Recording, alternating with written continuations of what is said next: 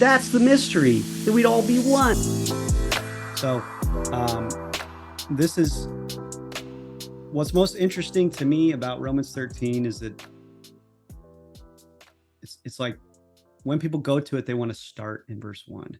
I think that you get the best context if you go up a little bit into chapter 12. I'm glad you said that because I was going to interject if you just started on verse 1.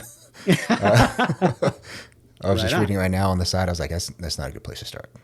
Right on. Yes, you are correct. So before we get to the meat of that, I want to do the context of chapter 12. So obviously chapter 12 is right before chapter 13. And it begins what is sort of commonly understood to be the practical section of Romans. Romans is they call it doctrinal epistle. It's a letter that's mostly about teaching. And one way to sort of think about it is that from chapter 1 all the way through chapter 11, that's sort of like the theory portion. And now we get into the practical portion, which is like, well, okay, well, what do we do? Okay, we learn this. This stuff has been revealed, these truths, these things that we're to believe, these explanations for things. Now what? That's where we start in Romans 12, basically. And so I'm just going to read the first two verses out of chapter 12. I exhort you, therefore, brothers, by the pities of the God, that you present your bodies a living offering. You know, it's a word that's used for burnt offering. Well, you can't, you've already got like a paradox there. Okay, well, if it's a burnt offering, it's dead, it's sacrificed, right? But a living one, right? So we're already talking about something interesting, something new, a living offering, holy, well-pleasing unto God, which is your logical duty, your reasonable duty, like liturgical duty, your reasonable thing that you should be doing to serve God. And verse 2, and be not conformed to this age, not world, age, but be you transformed by the renewing of the mind, for your proving what is the good and well-pleasing and complete will of God. So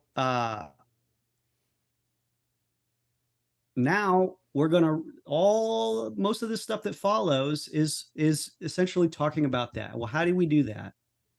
And you know, and it's great for study, but we're focusing on something in particular. So I'm gonna skip over to the back part of chapter 12. And as an exercise, if I could do something, yes, be not conformed to this world.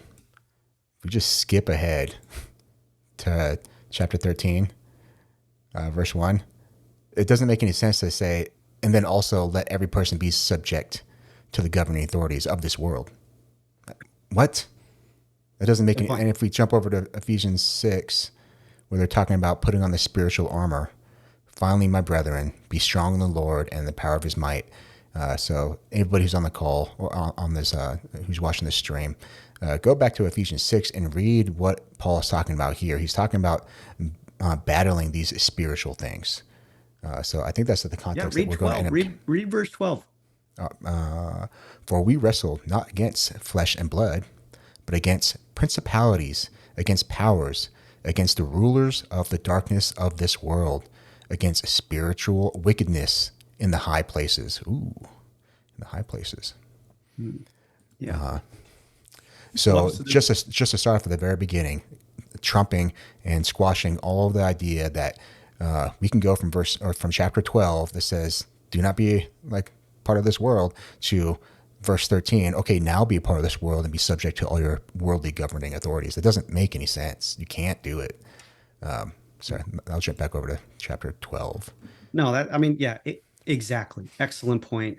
And this is surprise, the Bible's about spiritual things. Yeah. Like what these but there is plenty that's practical, you know, by practical I mean like you can do it in your practical everyday life. There is wisdom, knowledge, and understanding in here to know how to orient towards the police, towards your government, towards all those things. And But this is about something else. So let's get to it. What is really going on here? So let's pick up in verse 18 of chapter 12.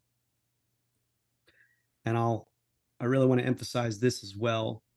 Um, so it says, if it be possible, as a qualifier, if it be possible, as much as lies in you, another qualifier, be at peace in the midst of all men, all mankind, be at peace in the midst of all men. But what is that? Those two phrases right before that, if possible, as much as lies in you, what does that imply? That implies that There's probably gonna be times when you can't. that you can't.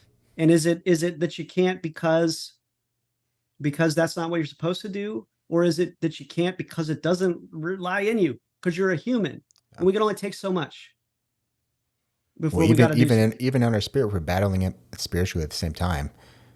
There's spiritual things going on that are influencing this world, this physical world.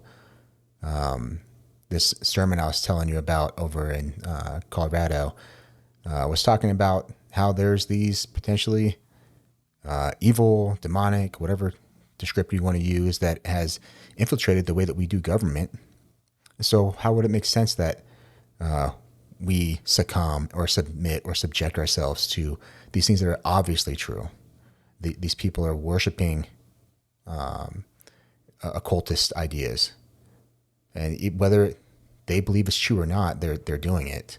Whether the person listening to this believes it or not, the people who are worshiping these things, they believe them. Yeah.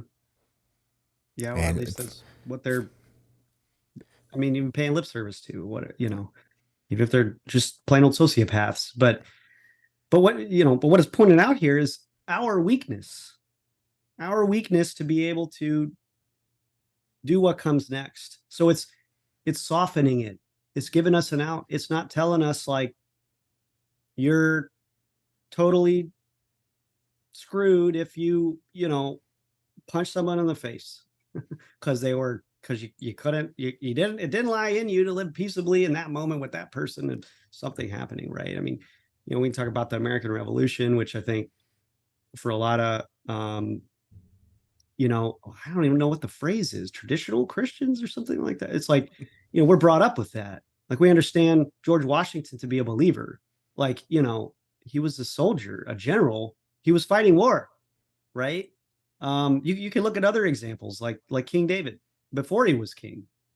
I mean, the stories of before he was king are kind of wild, but he was still God's man back then. And so, what we're looking at is we're looking at this Romans 12, where it's starting to talk about, okay, in your practical life, here are things that you can do. Just the first part of verse 9, love without hypocrisy. That's God's telling us to do that. This is how we aren't forced into the shape of the age of the world, the age that we're in, but instead transformed. We're transformed from the inside out into something different, something that is Christ, something that looks like Christ. I mean, our physical bodies are never going to be perfect. So these are guidelines of what we should be. These are like ideals. And so even in that, love without hypocrisy, sometimes in most people's lives, they'll do this, but there's no qualifier here. It's just like, do this, do it. But when we get to this verse 18, it's like, if it's possible, as much as lies in you, be at peace in the midst of all men, right? So in other words, it's going to be really hard. We're not going to do it right all the time. Sometimes there are things that have to happen. But I believe that this is really pointing out that it is very hard to not defend yourself. That whole the turn the other cheek thing, I'll handle that in 30 seconds. So in those times, it was an insult. It was an insult. If you go, it's like flicking somebody's forehead, right? You're not hurting them. It doesn't hurt them. You go and you tug on somebody's beard, like they're not. It doesn't harm them. It is an insult. That's what we're like. That's what you turn the other cheek to. In that context, is not talking about someone's trying to kill you. If someone's trying to kill you, I'll speak as a man. I'll speak as who I am, Derek. You kill them back, right? I'm the son of a soldier, man. Like it just. I have confidence that most of the Christians in this century are no longer pacifists. Like we don't have to deal with that hippie idea that Jesus was a pacifist 2,000 years ago that walked around the earth and just proclaimed peace and love. Like he was trying to get people to shape up. He was flipping over tables. He was proclaiming that he's coming with swords. Like the pacifist thing is nonsense. Right.